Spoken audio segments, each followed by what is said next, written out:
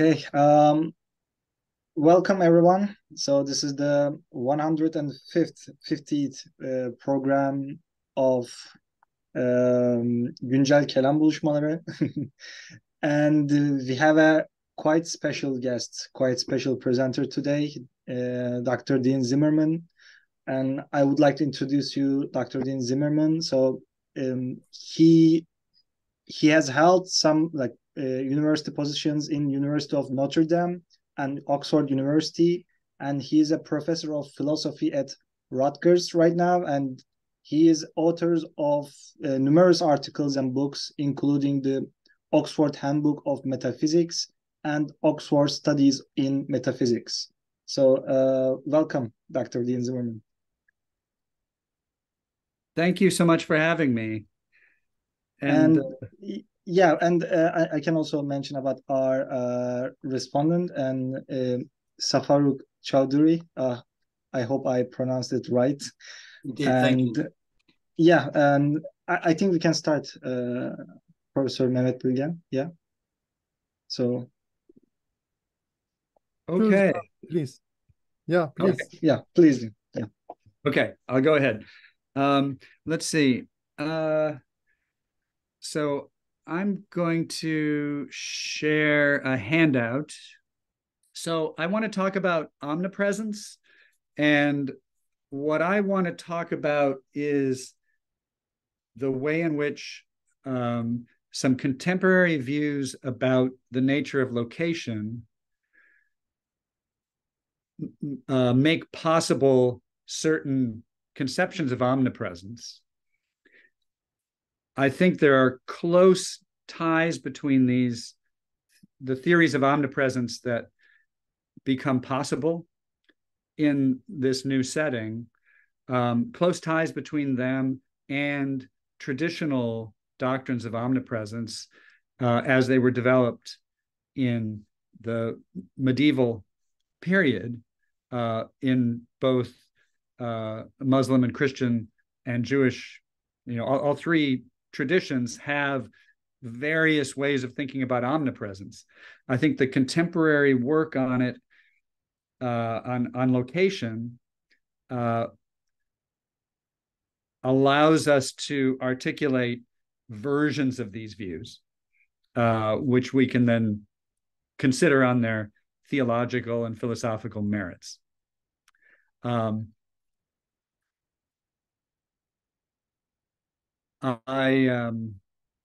I'll start with this list of some desiderata that are often taken to be things that should guide our conception of omnipresence. There should be a sense in which God is everywhere. There should be a sense in which God can be especially present in particular places at particular times and not others. None of the divine modes of presence should imply that God is a physical object, or that God is identical with the universe, or that God has the universe as a part. Now, of course, some people believe that God is identical with the universe and so on. But these are traditional desiderata for omnipresence. And finally, none of the divine modes of presence should imply that God has parts. So I want to try to respect these, and I want to explore a particular account of omnipresence that has been getting a little more press or enthusiasm lately, and show the way in which it can respect these.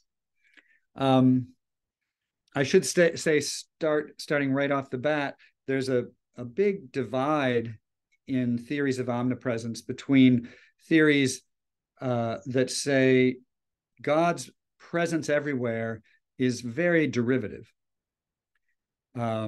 So yes, God is present everywhere in some sense, but it is merely in the sense that God knows everything that's happening everywhere, and God controls everything that happens everywhere. So God has power over everything in every location. there's a sense in which if I know what's going on somewhere and I control what's going on there, I'm there. But I might not, strictly speaking, be located there. And I think many doctrines of omnipresence are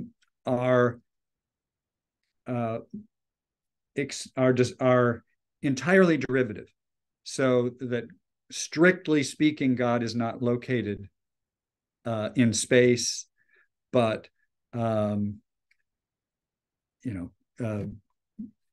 eyes see everything everywhere, and that's that's enough. And there's a way in which these kinds of doctrines of omnipresence are theologically safe. And I mean that in a sort of positive way. They're safe in that there's no temptation then to think that God is like a giant ether that pervades space, or that God is like a giant physical object that happens to be located in the same place where all the physical objects are. So I take it that's a sort of result that traditionally, anyway, most people thinking about omnipresence want to avoid, and the derivative theories of omnipresence are very good at avoiding that, because God is only present, so to speak, in virtue of power and in virtue of knowledge. There's in the study of medieval Christian thinkers, recently there is a really significant change in how they're being understood by philosophers of the medieval period. It's now becoming more common to read Aquinas, Anselm, and other medievals as thinking that God is present to space in a much stronger sense than just in virtue of power and knowledge. And I think these readings are compelling. So I do think when you look closely at Aquinas and Anselm as well, God is present in a stronger sense, I think. Now, this is a matter of controversy. My colleague Brian Leftow used to think that about Anselm. He doesn't think that anymore. He's changed his mind. So it's a matter of controversy. But this is something that's kind of on the front burner of. If medieval philosophy has a front burner, I'm not sure that it does. If it does, it's on the front burner, where that means it's one of the main issues that people are excited about. So I want to explore this kind of non-derivative notion of omnipresence, where God is present to regions of space in a way that is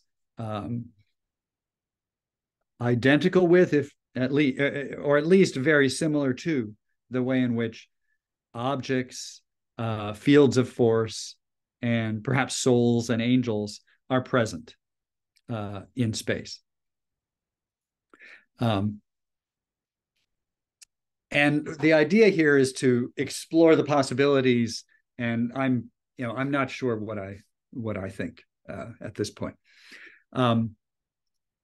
Now, I also want to mention that there are some sort of atypical theories about God's mode of presence, and Safaruk is going to talk about Ibn Taymiyyah.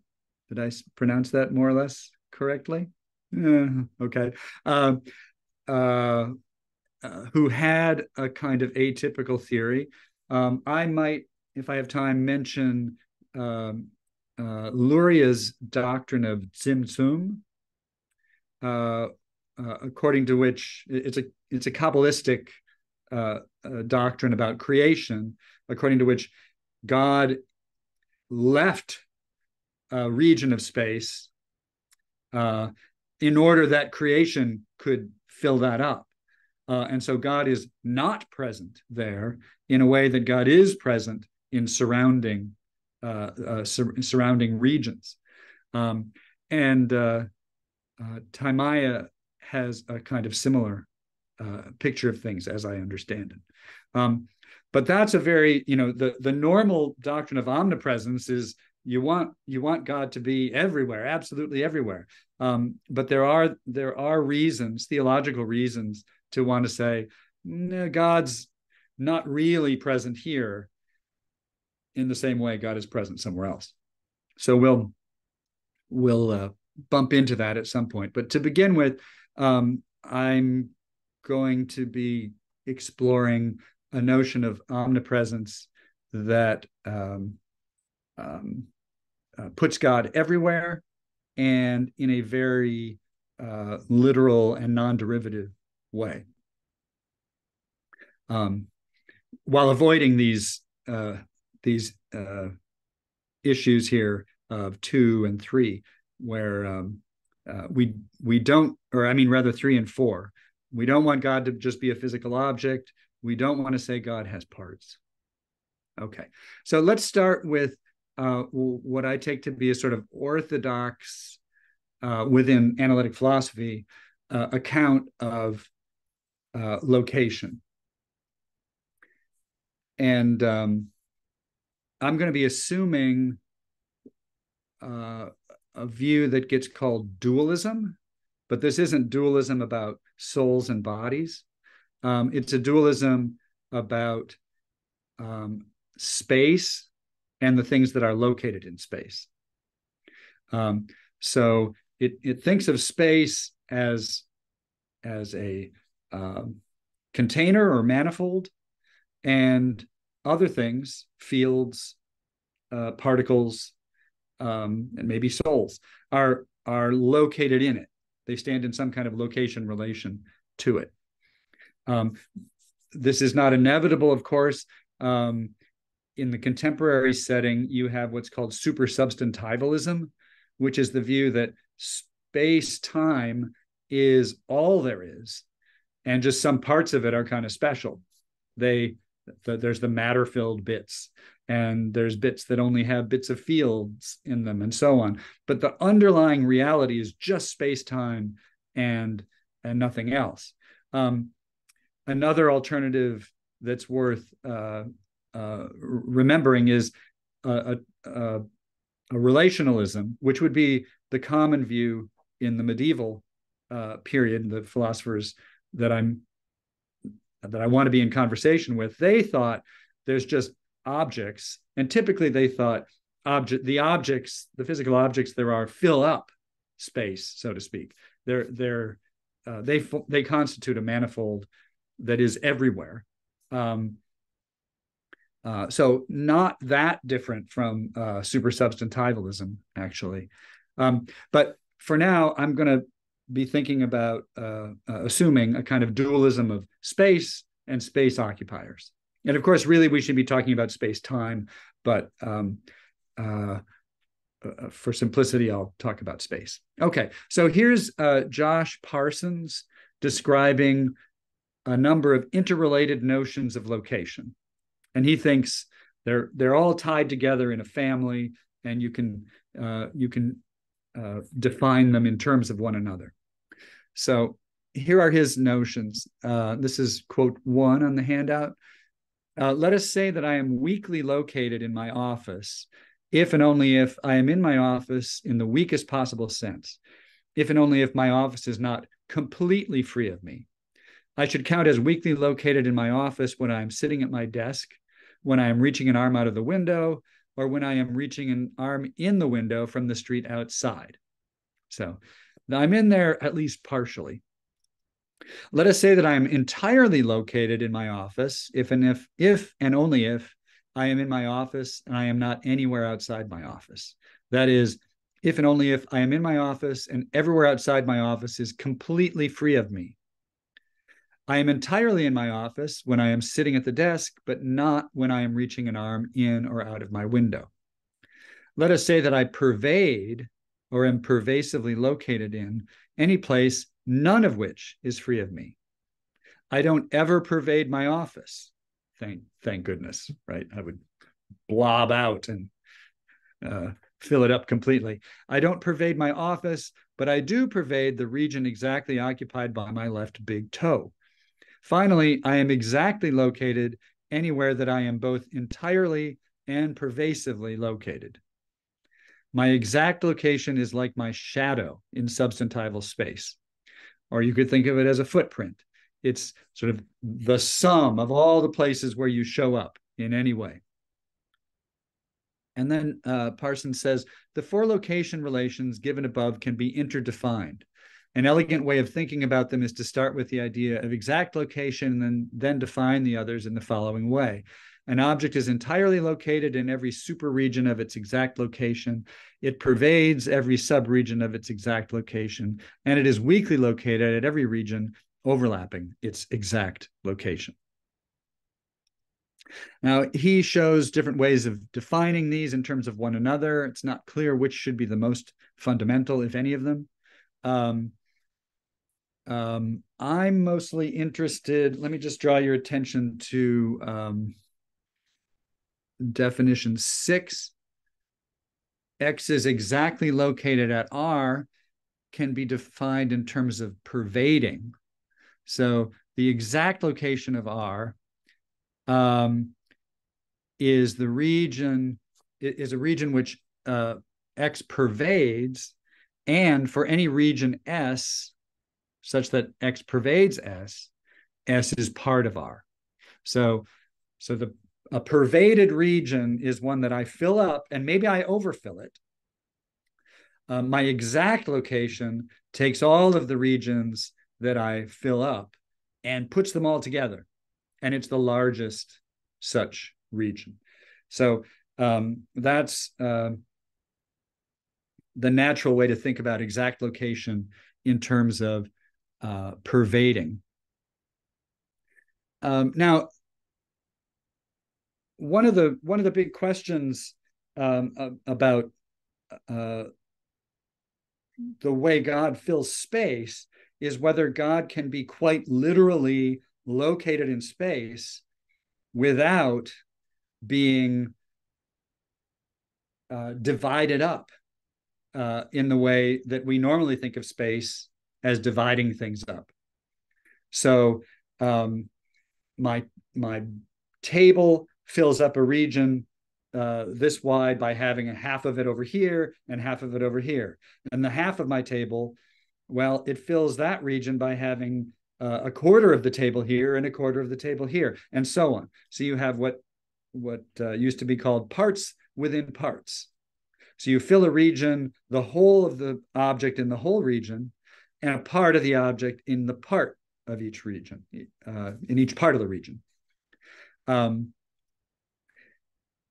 Clearly, if you think God is a simple substance, you don't want God to be located in space in that way. Then God is just like this big thing made up out of parts outside of parts. That way of filling space, parts outside of parts, is sometimes called pretending. So that's D8 on the handout there. This is a terrible bit of terminology. I don't recommend it, but we're sort of stuck with it. And I won't bother explaining where it comes from. But pretending a region is pervading it. And for every distinct subregion, you've got a different part that exactly and entirely occupies that part. This was sometimes called circumscriptive ubiety. Ubiety is your mode of occupation, because ubi is your place. So it's your way of being placed somewhere. Circumscriptive ubiety says you fill a region by having parts for each subpart of the region.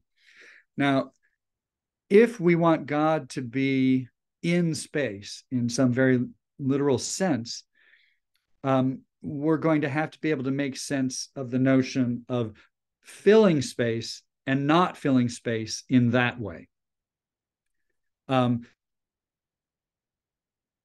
we want is, and here's D7, what we want is the notion of an extended simple, something that fills a complex region, but not by virtue of having parts that fill the subregions.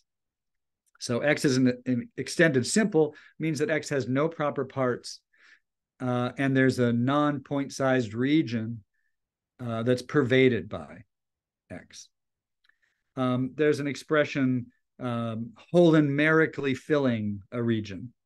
That's another mouthful, but you holomerically fill a region by being there the whole in the whole region and not having parts for all the subregions. Okay.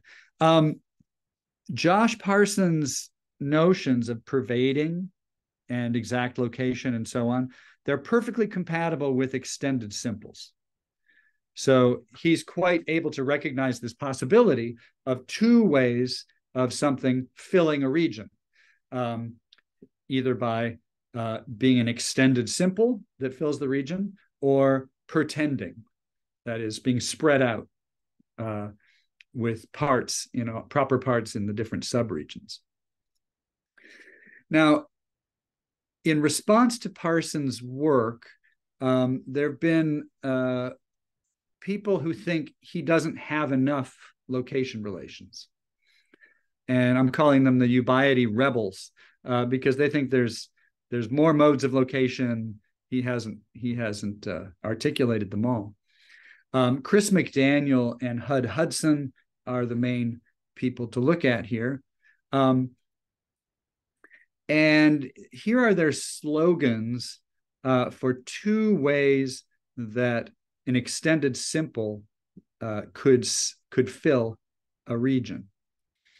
And one of these ways is called entending. Again, this language is not all that helpful. These are just technical terms. But the notion of an entending object is described in slogans like this, E on the handout there. If an object entends, it's located at a region,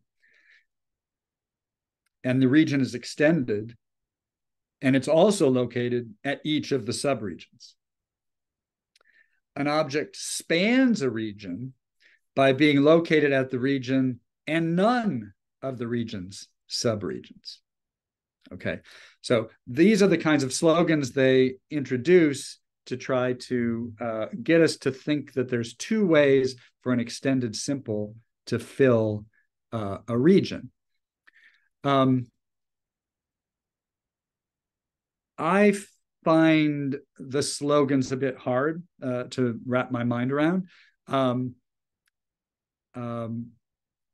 The second way of being located, the spanning a region, although the spanning object is said not to be at the subregions of the region it fills, nevertheless, those regions are not empty.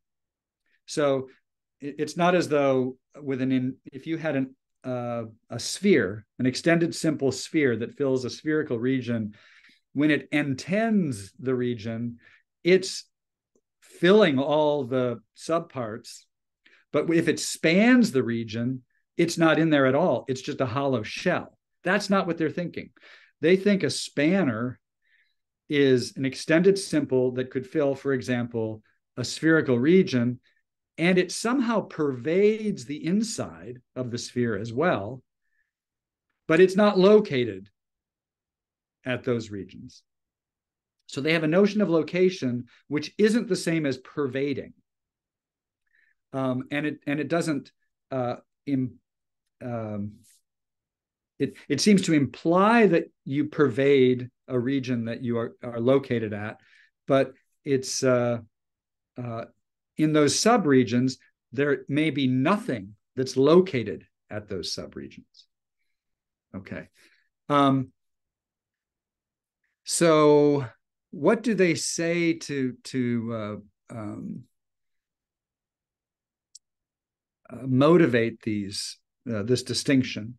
And I should say, the reason I'm interested in the distinction is we need, in order for God to be omnipresent in some very literal sense, we need a way for a simple thing to be filling an extended region. They say there's actually two ways to do that. And I want to see, well, what are these two ways supposed to be, and which of them should be used in a doctrine of omnipresence? And to just telegraph ahead of time, I think spanning is the one we want. Okay, so why do they introduce these notions? Here are some examples, and I don't have any nice diagrams here, so maybe I should stop sharing. So I can move my hands around and be seen. So suppose you have a hemispherical symbol. So it's shaped like a half of a globe. And in the future, it gets put in a time machine and sent back. And here it is again. And then you slap the two together and you have a hemispherical object. Now that a spherical object rather. The spherical object is a simple. It doesn't have parts. Because the thing that came back is the very thing that was here. So it doesn't have parts, but intuitively they want to say it's different from a simple that is just a sphere. So what they want to say is the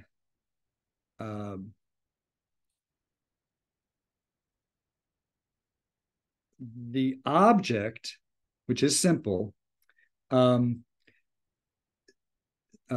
intends the two hemispherical regions, but it doesn't intend the spherical region. Is that right? Is that what they want to say? No, I think they say it spans. It spans the hemispherical regions, but it doesn't span the spherical region.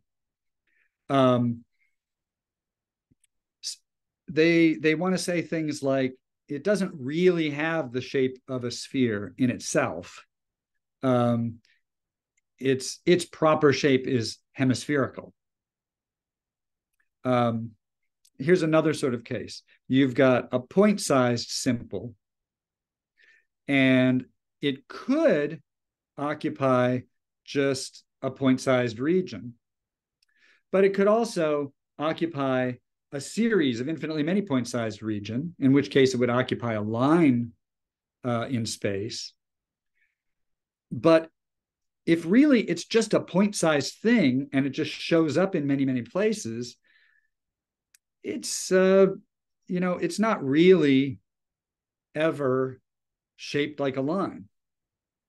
It's spread out in this line-shaped region, but its sort of proper shape is point-sized. There you've got a simple thing which intends the line.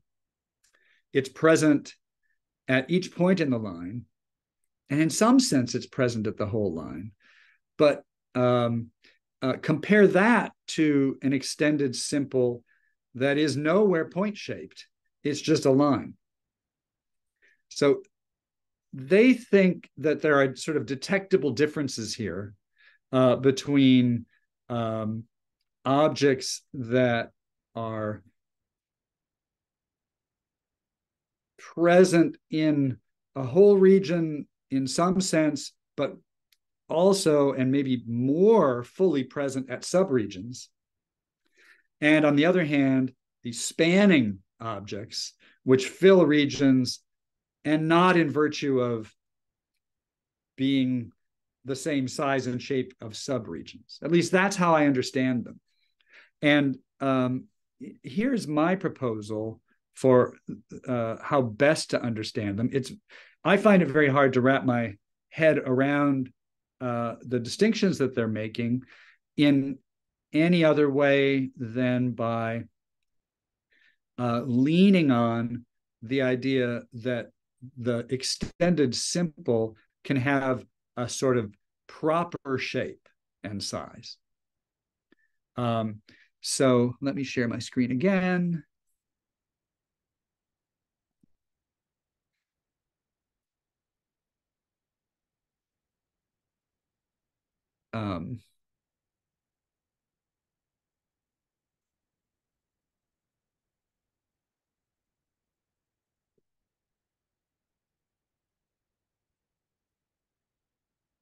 I need to talk about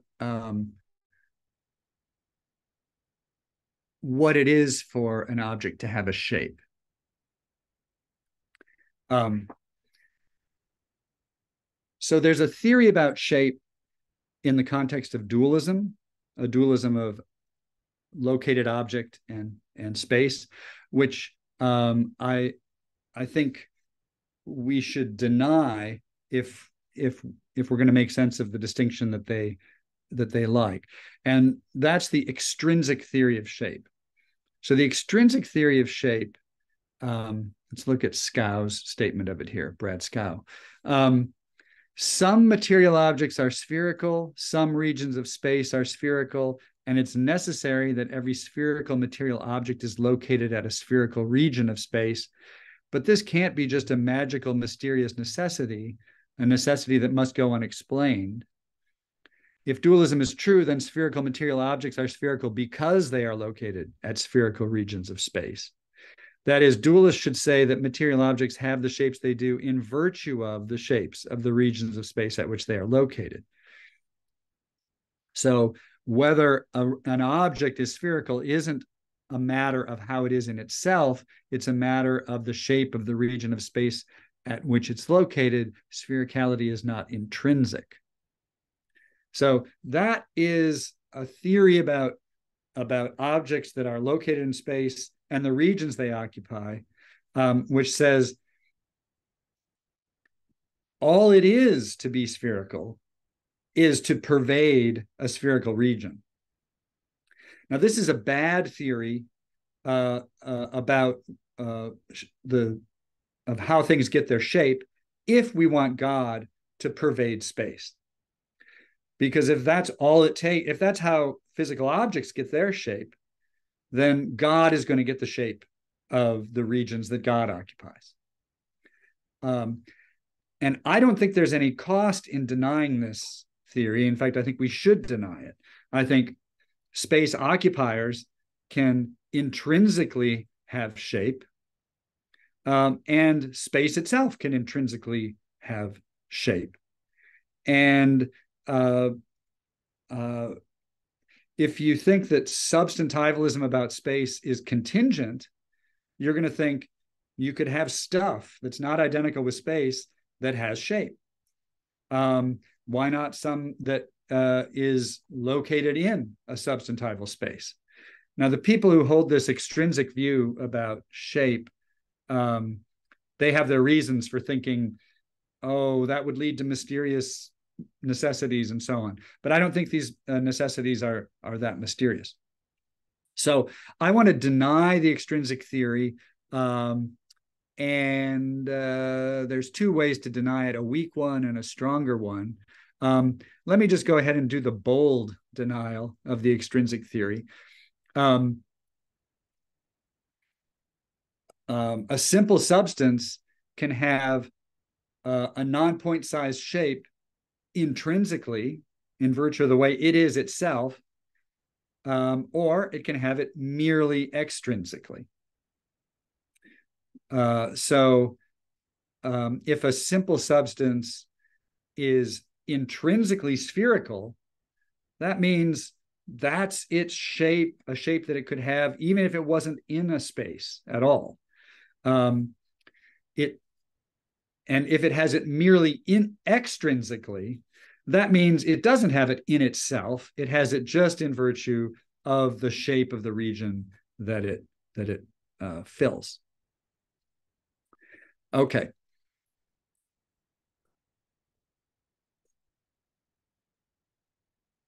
I think that that's the best way to understand their notions of spanning and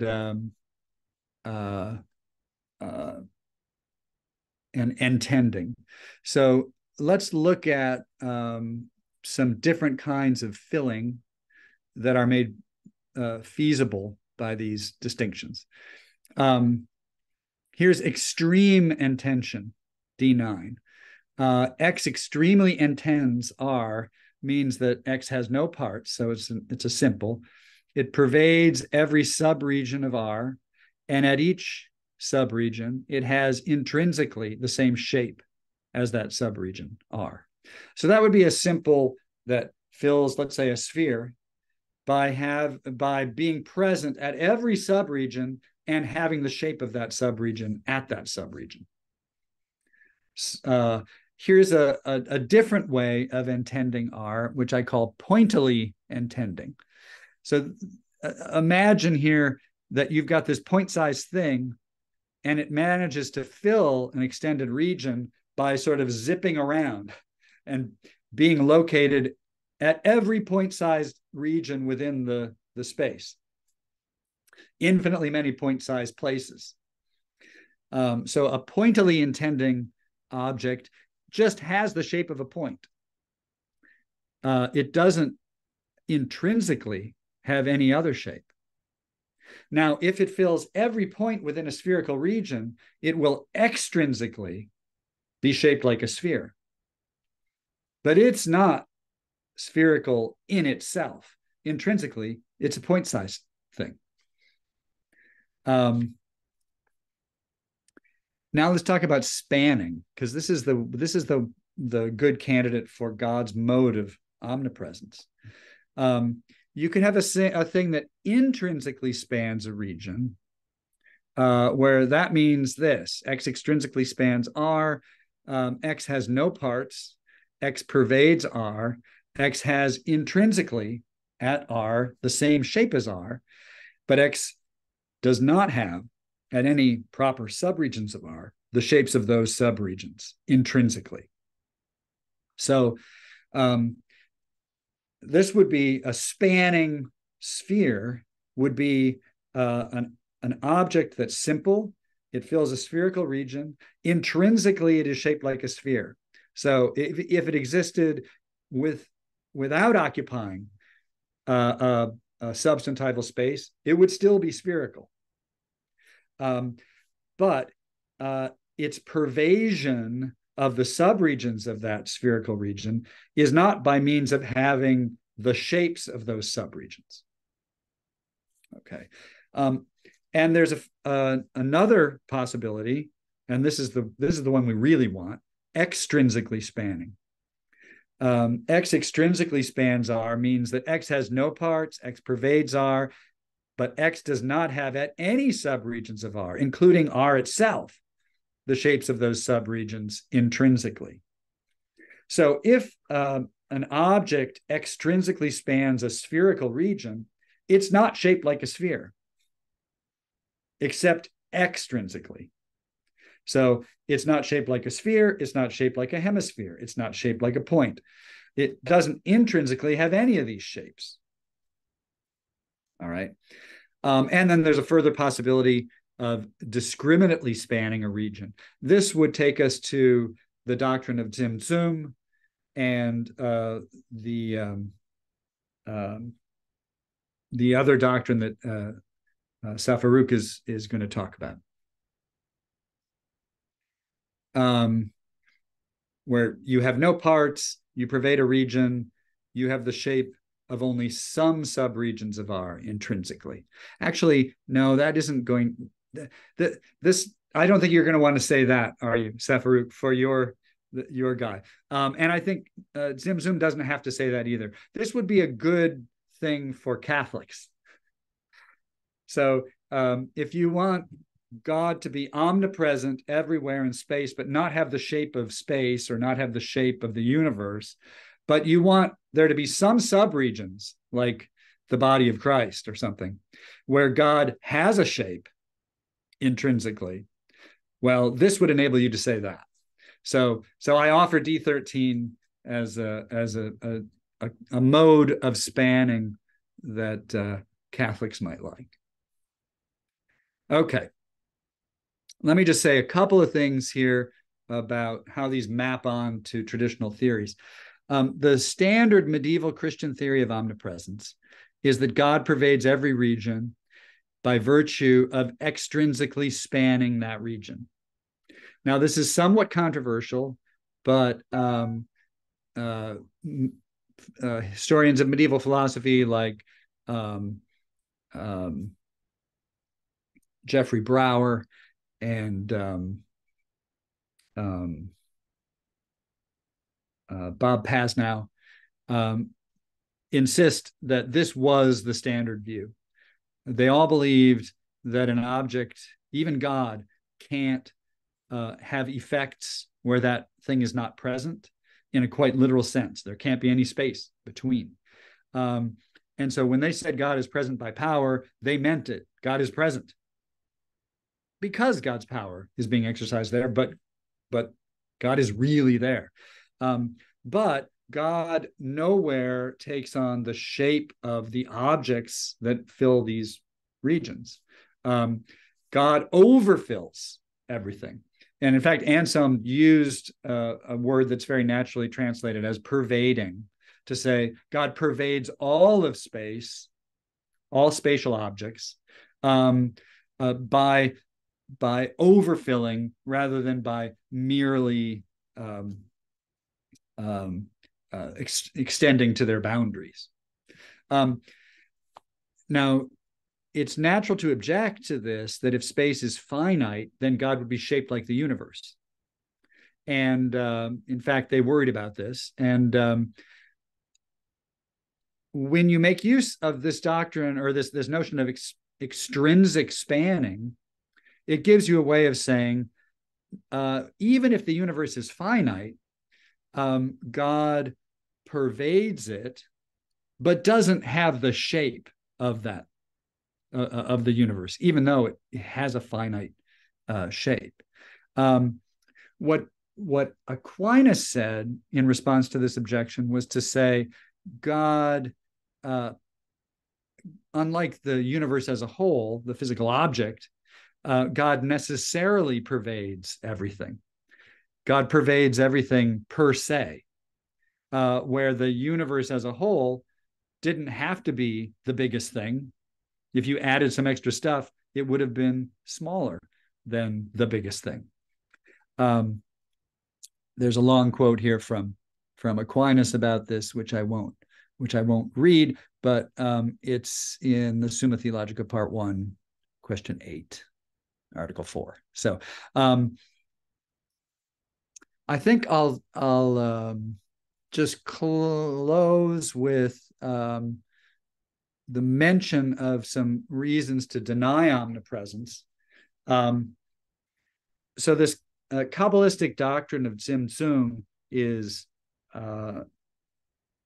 sometimes advocated in a very literal way. In Luria, it seems quite literal.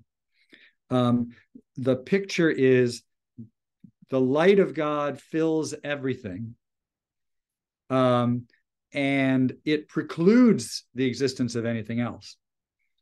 In order to create something that's distinct from God, God had to withdraw from a spherical region in which created stuff then appeared, created ex nihilo.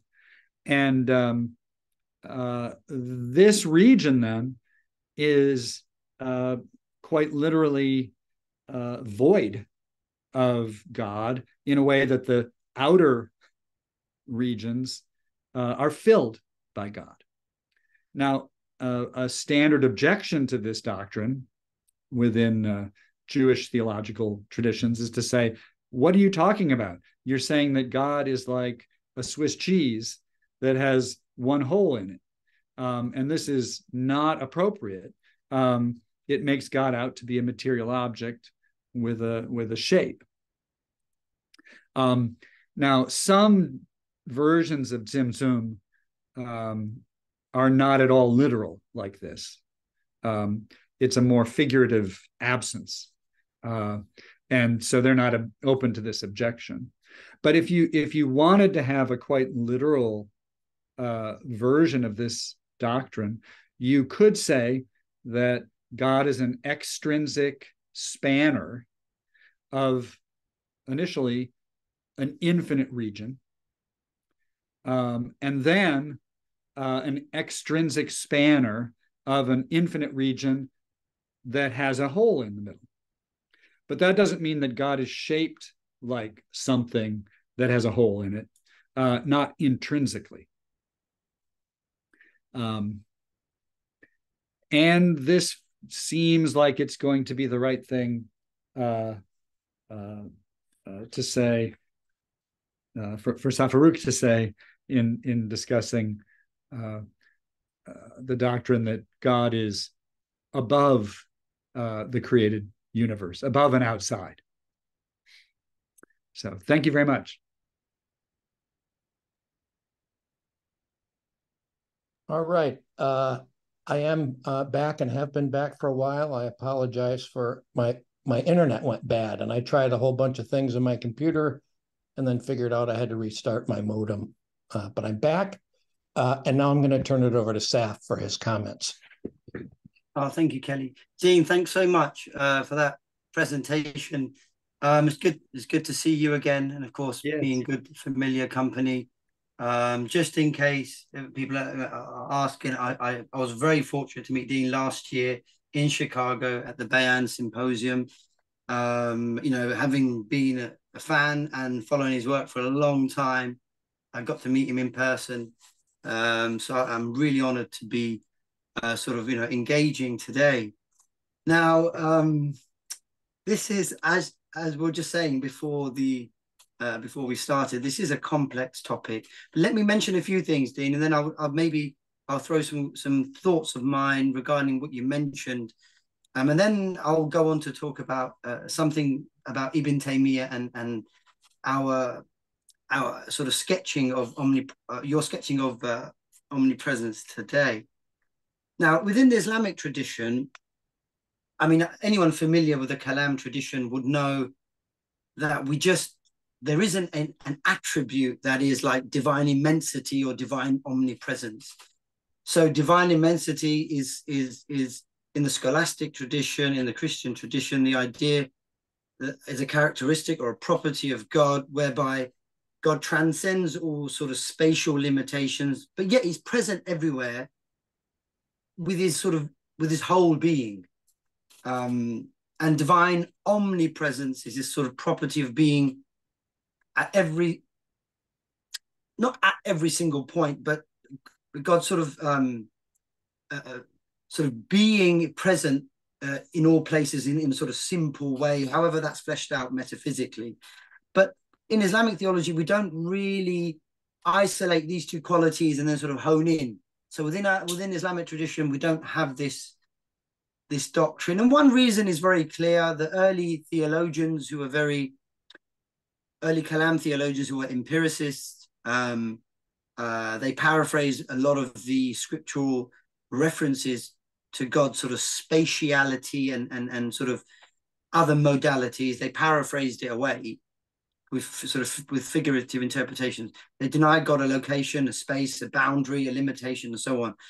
And so it's quite natural that this discussion didn't really take off and explored in detail.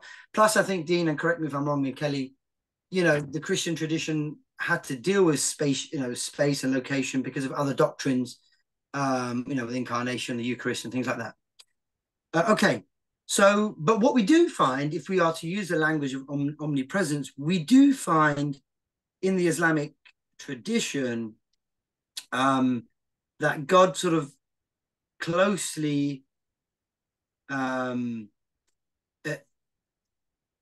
term most closely I would probably say we could use is God being sort of, he's not fundamentally in a place. He's derivatively omnipresent.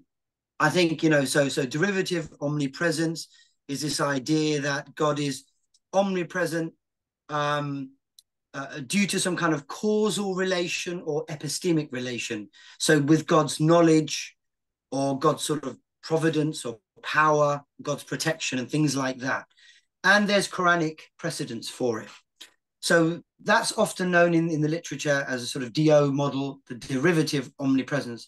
God is not fundamentally present. He's not anywhere in his essence. Right, so that's a sort of basic sketch, I think, of the Islamic tradition. And I don't know if anyone knows, whether omnipresence sort of was heavily discussed in the pre-classical period in a very detailed way. I'd love to see it. But my kind of research has been following omnipresence and sort of, can we get approximations of omnipresence in the way Din has sketched it with the sort of analytic metaphysics? Can we see some kind of similarities in the Islamic tradition? And lo and behold, we probably don't.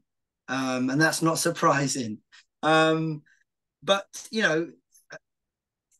that's not to say maybe there is a thinker out there that, can approximate to these categories discussed today. But one interesting individual is Ibn Taymiyyah. Now, Ibn Taymiyyah, for those who are familiar with him, and because of John Hoover's sort of work, now I'll be honest, I don't know what to make of it in terms of the categories Din talked about today, the sort of the metaphysics from Augustine, Anselm Aquinas, the AAA rating, yeah. So I can't see that much approximation between Ibn Taymiyyah, but let me sort of sketch what I think where there might be some kind of approximation. So Ibn Taymiyyah is against sort of the rational theologians who deny God, God's own self-referentiality. So if God says he's above, he ought to be taken as being above. If God says, he descends, he ought to be taken as descending. If God says he has these sort of emotive properties and other properties, we ought to take them as they are. And there's no sort of rational reason to deny them. So he thinks that's a mistake, and he thinks that's a deception on the part of the sort of rationalist theologians. So Ibn Taymiyyah wants to affirm the text when it refers to God being above, but he doesn't stop there, surprisingly. He does start to give rational and philosophical arguments of a kind of spatialism, and that is that this idea of God not being present everywhere, but God encompassing all of creation, but extensionally, spatially. So God encompasses everything. It's not that his essence is everywhere and in every place, in every sub-region, but that he is above creation, so he's transcendent, but yet he surrounds or encompasses creation spatially. So he wants to affirm God's non-composite nature, but God's spatial nature at the same time. And he appeals to sort of an Aristotelian idea of space marked by a boundary rather than a Platonic idea of space being a discrete, demarcated sort of, lack of a better word, thing. So he thinks that's wrong, that Platonic understanding of space being some kind of discrete, out there sort of, discrete region is wrong. He sort of seems to adopt a kind of Aristotelian Averroism sort of idea of space, space being just a natural extension of an object. So it looks like to me, the nearest thing we could probably get with Ibn Taymiyyah is a kind of, it's not even omnipresent. I think you put you labeled it as atypical, Din. I mean, I don't know what to categorize it. I mean, it's definitely not omnipresence. It's definitely not God everywhere in his essence in every region of the world. So it's not that. It seems to be a kind of, I don't know, is it circumscriptive? Maybe his view is a form of circumscriptive presence, maybe, where God is sort of spatially surrounding the universe, but he doesn't have a repletive presence, where God doesn't fill any space in the cosmos. So I don't know what to make of it, but that, I think, you know, I'm still working on how to flesh it out into the sort of analytic metaphysics. But there is some interesting sort of excavation to be done there. And I think at the moment, what I'm looking at is the metaphysics of location, space and location, and seeing, is there something that can be used from the contemporary metaphysics to bolster Ibn Taymiyyah's sort of, lack of a better word, spatialism, encompassing spatialism.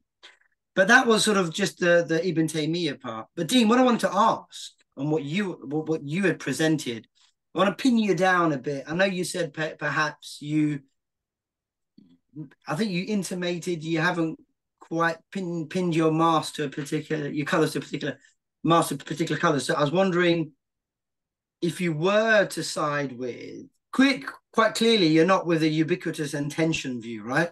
You're not with the Hudsons and the Pruses. Actually, the extrinsic spanning, right, extrinsic spanning view is what I take it that's the kind of view Hudson and Prus and Ross Inman, the kind of view they should want to hold. Yeah. I mean, it gets called ubiquitous intention. These are all these funny terms. They're terrible. Yeah. But what are you going to do? But I think, you know, the thing that you're trying to avoid when you say that God is quite literally in space is that God is bounded and has the shapes of the regions that are filled. You know, I mean, that's not what we want to say. And I don't, and that's not what they want to say. So I think that if we can make a sharp distinction between the intrinsic shape of a thing and the extrinsic shape that it has, a kind of shape that it has merely by pervading a certain region, but not as it is in itself. Well, that's the kind of view they should be defending, and I don't dislike it. Yeah. You know, I'm but yeah. Do the extrinsically spanning view, would there be a charge that it's counterintuitive? Because doesn't it suggest a pervasive presence without a kind of conformity to the space? If I'm putting it right, maybe I'm not. You know, that is what it implies, and that can seem counterintuitive. I mean, I don't think it's counterintuitive when it comes to proper subregions. Right. You know, so if you can imagine an extended simple that's shaped like a sphere, all the subregions kind of intuitively are overfilled, you know. Right. And why think that the object itself is shaped like a cube anywhere?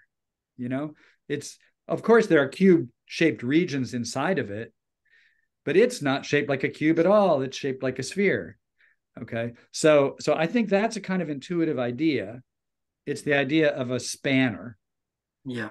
Because it doesn't take on the shapes of the subregions. The big question is whether you can imagine something that that fills a finite region and doesn't even have the shape intrinsically of that region. It fills this region and goes no further, but it doesn't have the shape of. Now, let's suppose that all of space is shaped like a sphere, and then you have this object that fills that, and then you want to say intrinsically it's not shaped like a sphere. That's what we want to say about God. Yeah. That even if the universe had been finite, God wouldn't have been shaped like the universe. And that's something that Aquinas wasn't even really able to say. He seems to fall back on things like, well, God isn't necessarily shaped like the finite universe. Brilliant. Just a couple of questions, and I'm happy to throw it out. I mean, there wasn't really much. I think we're converging. My own intuitions, I think, we are converging with yours. She's good to know. Converging with an expert. Vice versa. But I wanted to just mention something to Dean about the Simpson thought, the Kabbalah, the thought from Kabbalah, this mystical concept that you explained how sort of God contracted or sort of withdrew from the world, and you got that sort of void or hole, empty space, left behind, as it were. What about, would you be open to, clearly to me, it's paradoxical, because I do see it resembling earlier sort of Sufi accounts of the sort of the theophany of divine names sort of model. I mean, would you be open to a kind of it being a paradox and then having subclassical logics to sort of canvas that paradox? So would you be willing to embrace as a possibility that this is just a genuine, it's contradictory, but we've got the logical machinery to sort of canvas it? What's the nature exactly of the contradiction? Is it that God's being everywhere, but he's not everywhere, present, but not everywhere? Yeah, but not if we were to, in that sense. So it seems, unless we think it's seemingly contradictory. So this omnipresent God withdrawing from a part of the cosmos would seem to contradict the idea of God's full omnipresence. So God is present everywhere, but yet he's not present everywhere, because clearly there's not one place where he's present because he withdrew from it. That would be like a contradiction, wouldn't it? Would you think? I guess my instincts are to avoid contradictions when at all costs. For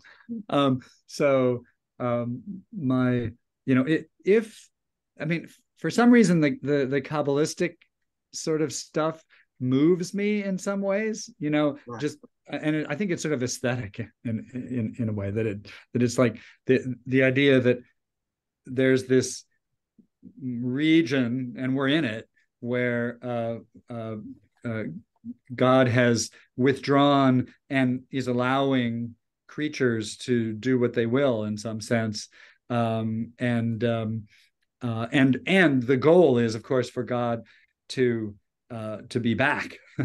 that we're sort of part of a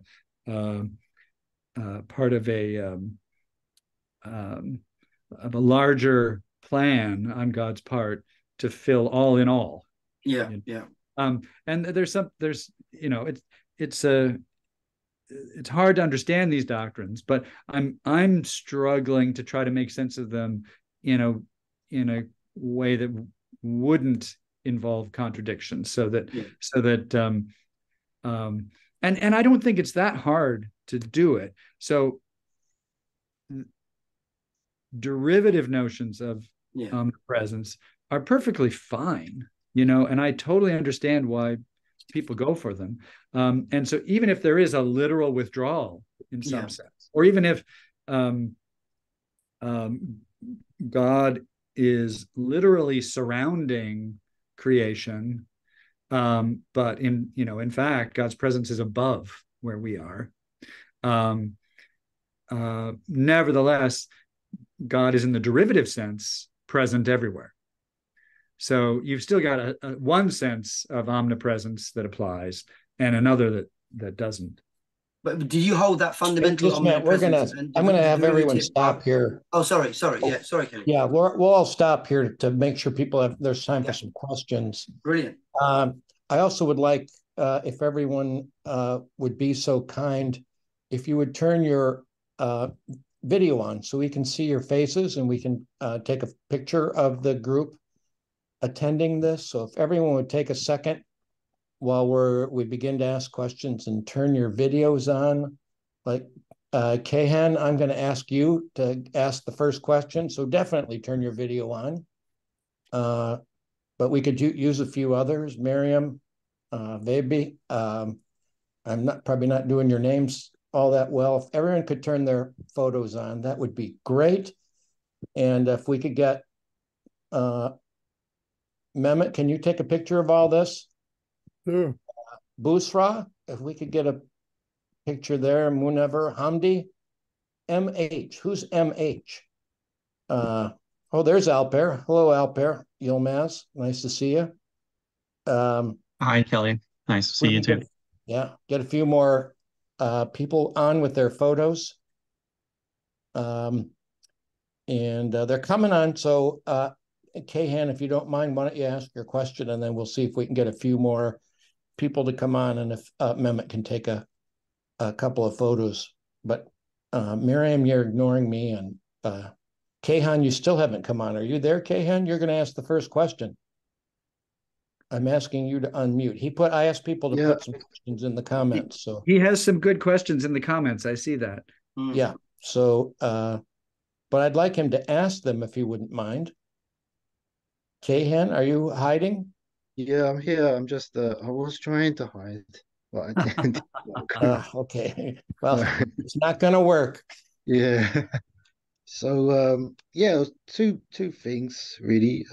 One of them, well, quite a lot of the questions I asked kind of got answered. I think one question that still stands is, does God only pervade like space, time in a physical sense, or is there a metaphysical dimension that he will also kind of occupy? And so that's like specifically for Dean. One thing that I wondered about when Safaruk was talking was with Ibn Taymiyyah. I mean, the thing is, with obviously the Kalam tradition, we kind of say, God is outside of time and space. He's not inside it in any sense. But that, in a way, by not trying to limit God by saying he occupies space, we do the reverse, and you say we limit him by saying he's not occupying space. And I think you can't really get away from one or two of these, either one of the problems. I mean, and that's why I think I have some sympathy for Ibn Taymiyyah, although I don't agree with everything that he says. So those are my comments really. Yeah. So on the first point, I've been having this argument with Brian Leftow about Anselm. So Anselm, when he discusses omnipresence, it's dialectical. It's like, on the one hand, it seems like God can't be anywhere, and on the other hand, God has to be everywhere. And this what are we going to say? And what I think he says in the end is something like, yes, we have to say that God is everywhere, but in a way that makes God bigger than everything. And he says something like, in fact, we should rather say that God is with everything, because God has to coincide not just with things that are spatial, but also things that are non-spatial, like numbers. and this is what your question made me think of, was that it feels to me like Anselm is saying God is quite literally coinciding with things that are in space, but he's also quite literally coinciding with things that are metaphysical in nature, like numbers and universals or propositions or whatever. And so in that sense, God sort of overfills space by sticking out, as it were, into the non-spatial. So I think that's a rich idea, and gives some content to the idea that even if space was finite, God would overfill space. If I could just quickly mention something, Kayhan, on your question. I think for someone like Ibn Taymiyyah, I think, because he's not a Platonist in that sense. So there isn't a realm of independently existing what we would call abstract objects, because he's a general anti-realist, and so there wouldn't be any for him any co-presence of any entities with God, generally, and that would be the same for sort of classical Kalam theologians. The Platonism comes later. Platonism comes later in the post-classical period. All right. So if I could just come back on. So well, one of the worries that I had was probably was that God would have a shape. I mean, this idea that God has a shape just seems so absurd. I mean, that's why I was thinking that if there's a realm outside of the universe where he also occupies, and because that realm may be infinite, something like that, maybe we could say God would not technically have a shape, because when you think of shape, it's kind of like a limit, and so I was kind of thinking in that this is why Ibn direction. Taymiyyah doesn't like the Platonic idea of space, that you occupy a space, like there's a discrete dimension out there, and then you occupy it. It just doesn't like that idea. Yeah, I mean, it also going basically on what Dean was saying.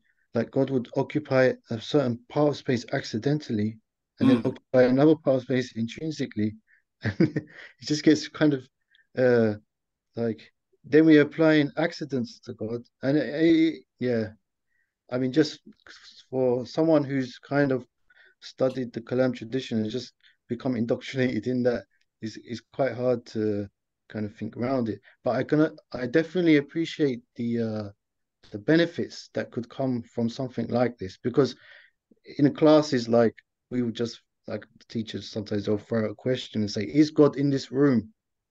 And no one could say yes or no, because it was just one of those questions and we just stuck. So but thanks for the talk and the comments. Thanks. So Dean, I have a question, and so it just seems like a category error to think that God could have shape. I don't know if this applies to your. So I'm just going to say, and I think a lot of people have this view. There were a lot of technical locutions, and wrapping your head around all of them and keeping them all straight is really hard. And I think I could see that, and I'm glad you admitted that you were struggling with Hud Hudson's views, because this is hard. Very hard. Very hard. Around. Yeah. So if I'm exactly located at R, then there just seems to be no room for God. Like I'm like, where is God? Like if I'm exactly located at R, where's the? You're thinking God can't be located there too?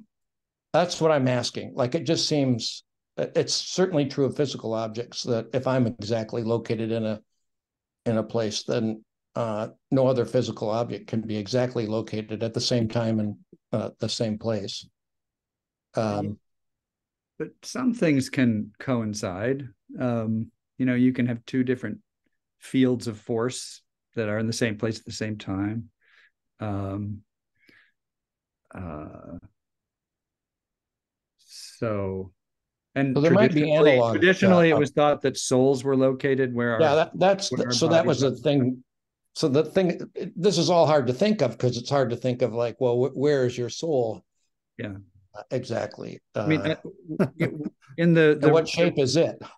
The recent, well, so what I think the best way to interpret the kind of the one thing I had meant to say was, within the Christian tradition, you do have people who very self-consciously affirm a in only derivative notion of God's presence. Yeah. And I think, if I remember right, Boethius is like that. And certainly a lot of contemporary analytic philosophers are like that. But I think the high medieval consensus about souls and God was that they are located in space. God's located everywhere, but not by having parts outside of parts, obviously.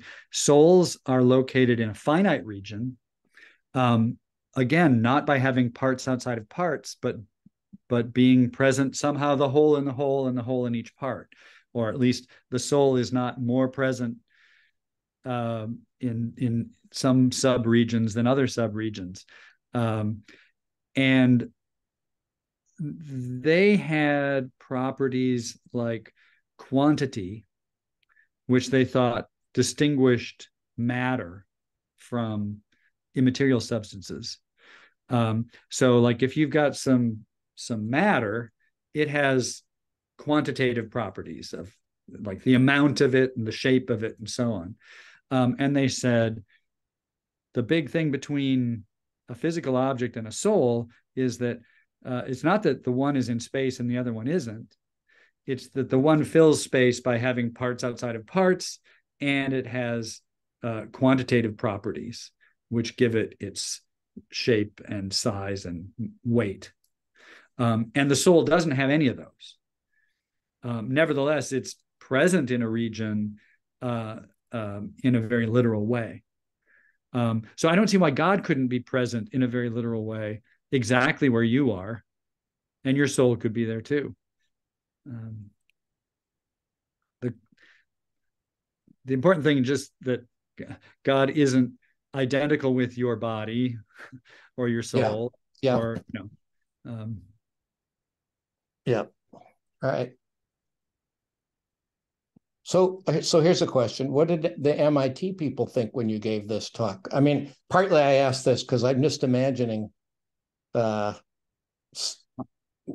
people that have more naturalistic metaphysics thinks there's just no room left. You got you exactly where you are, and then that takes up all the space. There's no room left for anything else. I'm sort of asking a question for the non-theist, I guess. Yeah, I don't know if people were just being really nice or what, but everyone seemed willing to play along. To get on board for they were playing along with the whole project. It seemed to me they were willing to think about the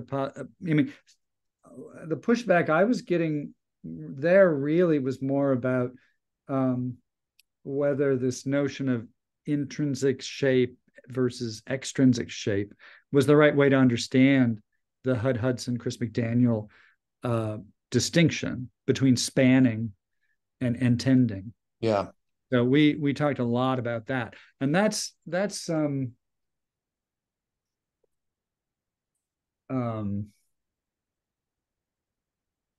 I feel like if I can't make sense of that notion, then I lose my grip on what they're doing. Yeah. And I'd have to sit with what they were saying for a long time before I had any sense of what they were doing. So yeah, it's very tricky. Yeah. So I'm going to turn this over to Alper, who has a hand up. And I'm still waiting for a few videos to come on. Eileen, a long time no see. Yeah. I just want to ask, as far as I understand, like you say that there are things that have, I think things have intrinsic shapes and extrinsic shapes. Like God has an intrinsic shape, and also God doesn't have any shape, but just only only extrinsic. extrinsic shape. Yeah, yeah. Like I guess, do you think it's like someone can someone object that, like, uh only you have to have intrinsic shape to have extrinsic shape? It's like, seems like, if you I understand, like, if my phone or something physical has intrinsic shape and also maybe its shape extrinsically, but something that has no shape intrinsically, how can it has only extrinsically? I just don't know. So, like, if it has no shape in itself, how can it be Yeah, do you think it's in like space at all? there's a like kind of impossibility could be there? I don't know. Yeah.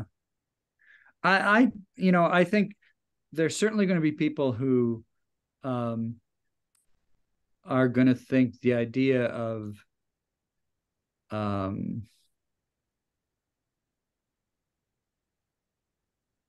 so there's going to be some people like in that quotation from Brad Scow, some people who think the only way to have shape for something that's not a part of space is to be in a part of space that has a shape.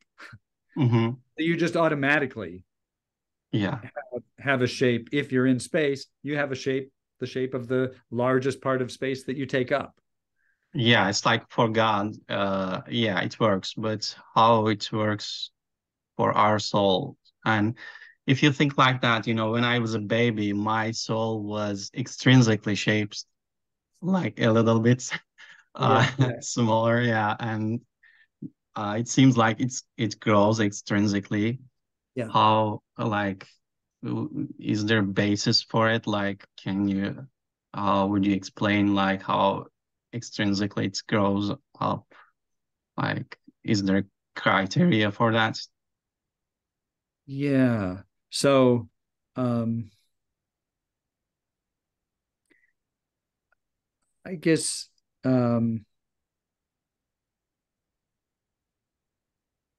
when you have physical things like a particle or something, you figure that its location is where its immediate effects are. Yeah. And if you think that location is a fundamental notion, then you're going to think the reason its effects are located here is because it's located there. It stands in this location relation to that place and not to this other place. And so because of that, its effects appear over there. Yeah. Right? So if souls are real and they're distinct from bodies, and my soul affects this body and your soul affects that body, then my soul has effects in this body and not yours because of the location relation. It stands in this location relation to this body. Now, how big is it?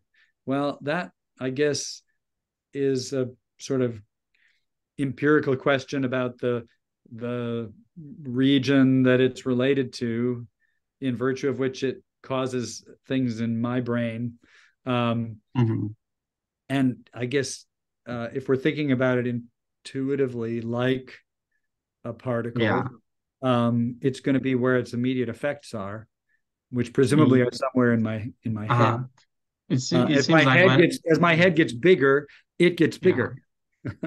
Yeah, but I'm trying to locate soul, when I look at its effects, but it doesn't seem like it gives a criteria for how soul grows. I don't know, something like seems like we are thinking in a reverse way. Like it's just how I locate the soul, but is it criteria? This is my last question. Okay. Yeah. Alper, I'm Do going to you let think? you and Dean Okay. talk about it in person soon. Okay. Yeah. I'm and we're just. gonna What move time on is it? to I'll This I'll is see I'm you leaving. shortly. Okay. Yeah. Furkan? Thanks, Kelly. I think it's gonna be also a related question because I'm trying to understand not the God's presence, but the presence of soul and its causal relation with the like the universe or like with our body. Like when we talk about it's like spatial extension, like the soul's extension. I don't like I'm a bit stranger to this topic, so my jargon would not be perfect. But if we think soul as something that is not physically there, but it is present there, like how do we get this causal relation as like the actions and thoughts from there? Like I'm trying to understand, especially the causal relation there. Like how can we constitute that?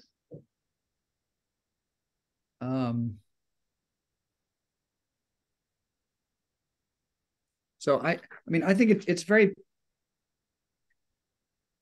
different. People posit souls to do different things, you know. So some kinds of dualists, and I'm inclined in this direction myself, think, well, what we need souls to be doing is to be the bearer of consciousness, you know. So the soul is the thing that, strictly speaking, is conscious and thinking and having feelings and so on. A very different conception of the soul is it is the form of the body, or it, you know, and yet it has some kind of immaterial existence. It a sort of soul as a kind of formal element in the human being, which gives it its the body its structure, making it you know a thing that's living and also rational. So that's a very different kind of job for the soul. I think it's easier to see in a way how that sort of thing could be in space. I mean, it's located where the object is that it's informing, and it can be present in the same place as some matter, because it's giving form to that matter. It's sort of it's in a different category from the matter, so they're not in danger of sort of crowding one another out. Now, the kind of soul that I was describing as more dualistic, that's like an extra substance that's got its own intrinsic nature, and events happen to it, thoughts occur to it, acts of will are taken, and it must be interacting with one body. It must be causing changes in my brain and vice versa. So there's going to be a whole story that has to be told about what parts of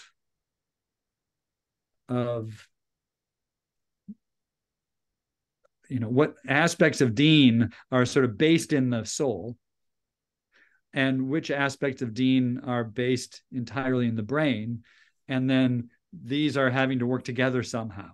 Now that's a whole ball of wax there. There's a whole bunch of things to say about that, and we haven't said anything about location yet. So I think whatever the story is about that interaction, if you're a dualist, it's going to be much easier to understand if you can suppose that the soul that's changing my brain and being changed by my brain is located right where it is, right where the brain is. They coincide. I don't think just saying that they coincide helps you figure out what aspects of Din are entirely in the soul and which aspects of Din are entirely in the brain, and how do the two working together generate the full-fledged human person.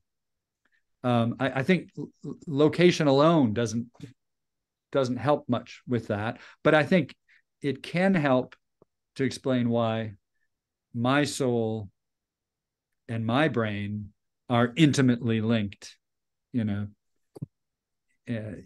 their function.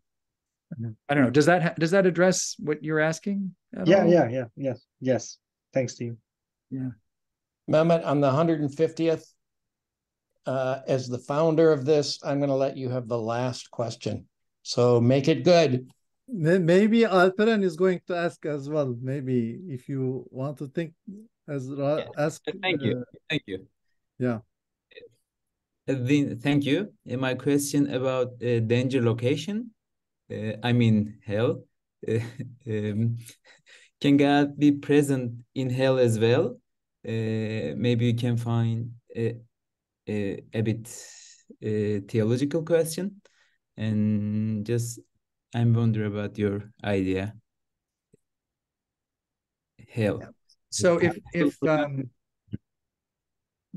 you have a derivative theory of omnipresence, then God will be everywhere in the same way automatically by virtue of omniscience and omnipotence. So that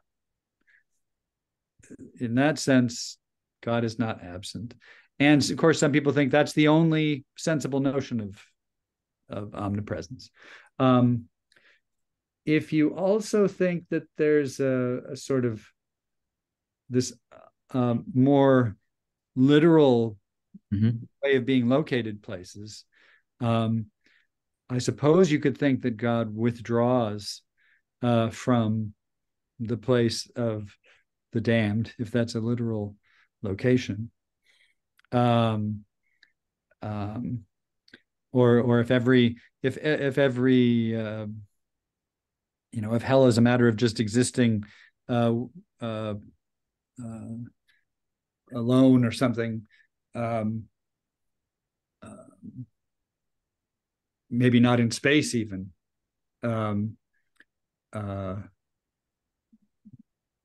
God wouldn't literally be spatially located if hell is not spatial. So I don't quite know what to say to this provocative question. I don't think it's as provocative for Muslims. If people are getting exactly what they deserve in this life, and if people's sins are finite, then they're getting exactly the finite punishment. It's pretty hard for Christians, I think, because it looks like relentless and unending torment. I mean, it's really bad. I think the problem of suffering for Christians in the afterlife is way harder than the problem of suffering for Muslims. I guess I don't see the problem for Muslims if you think it's just the place of perfect justice. Why couldn't God mete out exactly perfect justice and be there? It's a place, and God's there. That's just what He does. Yeah. But it is definitely a really way more serious problems for Christians, which, if you can wait a week, my book, God and the Problems of Love, has a chapter on love and hell. And I make this point about Islam and about Christianity. I'd say the problem of hell is really mostly a problem for Christians. And it's a real problem. I think it's a big problem. Great. Last question. Maybe we can discuss it in separate program, maybe. Yeah. Yeah. So, can I ask a question? Yeah. I was thinking to ask about, can we ask for help from dualistic approaches? There are two types of substances: material substances, immaterial substances. Somehow they can be related, but Din already explained it. But I changed my mind. Din, what about Mütekellimun? Dr. Saf little bit mentioned about them. They demonstrate God's existence depending on the universe. Depending on the universe comes with some limitations, some finitude, some change, and depending on these changes and shapes and other having space, occupying space, Mütekellimun Islamic theologians use these proofs saying that God is not in the universe. The universe cannot be God since the universe is limited, since the universe is temporal, since such universe which is made of some space occupying objects implies temporality. Therefore, God is not in the universe. The universe is completely created, saying this stuff, then conclude that the universe came into existence and therefore God cannot be in space. Otherwise, it would be finite. Also, it can be harmful for concept of necessary being or eternal being, for instance, because it implies. So they maintain that depending on these premises, they maintain that God is everywhere by means of creation, but continuous creation. Think about God is creating right now, what we are doing right now. So therefore, he knows what we are doing because he already creates everything right now. If he stops creating, everything is going to annihilate. So it turns out a little bit absurd to say that God is somewhere because he already creates here. For instance, what do you think about this? Yeah. So, so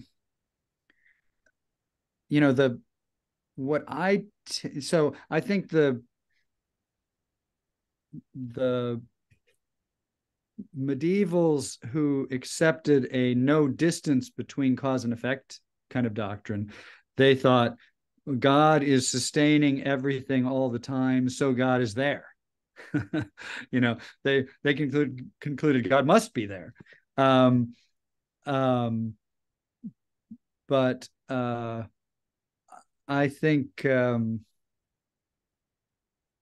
that the fact, so one issue you raised was whether, if you think God is quite literally in space and things in space are changing, then isn't God then changing and temporal? Isn't that a problem?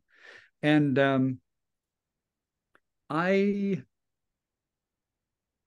used to kind of think that must be right.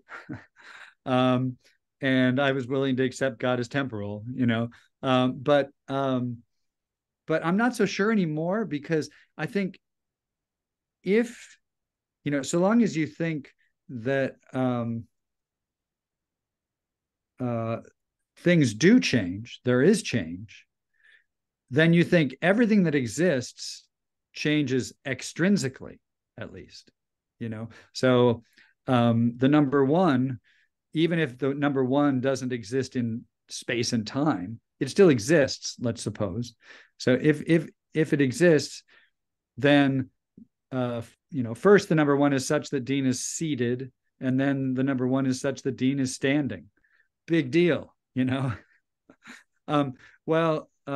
if the number one was, unbeknownst to us, located everywhere in space? Would that mean it's in time? Not obviously to me. I think even if God is atemporal, God is such that I'm sitting, and then God is such that I'm standing. And that's an extrinsic change, and it doesn't sort of drag God into time necessarily.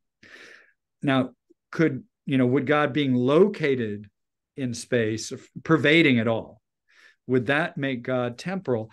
It's not obvious to me that it would, because that could too just be an extrinsic fact about God. God's coinciding with space is not an intrinsic feature of God. And if spatial stuff is finite, yeah, God changes from not coinciding with space to coinciding with it. But that's just one of these extrinsic changes that I think we have to allow for anyway, even if we think God is outside of Does space it cause interpenetration? I'm sorry? Does it cause interpenetration? Two objects cannot space at the same space, for instance, according to Aristotle, for instance. Yeah, but God and an object are different. God's not I mean, in this dualistic picture of object and space-time, you've got two things in the same place at the same time. You've got the particle, and then you've got the points in space-time that it occupies. And those are in the same place at the same time. No problem, supposedly. But God is just a further thing which pervades all these things. That's the picture, anyway. Thank you. Thank you. All right. On that note, I think it's time for us to bring this to an end. I want to thank Dean for a great presentation, interesting discussion, and Mehmet for putting these together for so long. Thank you, Mehmet. Let's give everybody a hand, and we'll see you next time. Thank you, everyone. Thanks so much.